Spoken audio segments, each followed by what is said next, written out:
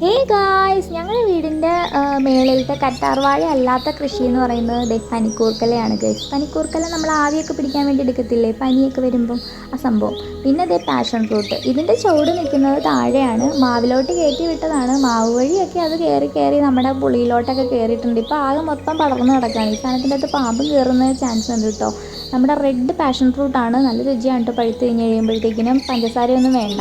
പിന്നെ ഉള്ള കൃഷി എന്ന് പറയുന്നത് കൂർക്കയാണ്. പനിക്കൂർക്കല മാത്രമല്ല, കൂർക്കയും കൂടി ഉണ്ട് കേട്ടോ. ഇത് നമ്മൾ ഈ കറി വെക്കുന്ന ഒരു സംഭവമാണ്. അപ്പോൾ ഇത് ഞാൻ കറി വെക്കാൻ വേണ്ടി കൂർക്ക വാങ്ങിച്ചുകൊണ്ട് വന്നതിനകത്ത് നിന്ന് ഒന്നോ രണ്ടോ പീസ് എങ്ങാണ്ട് കുഴിച്ചിട്ടപ്പോഴത്തേക്കിനും ഇതേപോലെ ഉണ്ടായി വന്നു. പിന്നെ ഞാൻ ആ തണ്ട് ഒടിച്ചൊടിച്ച് കുഴിച്ച് വെച്ചതാണിത്.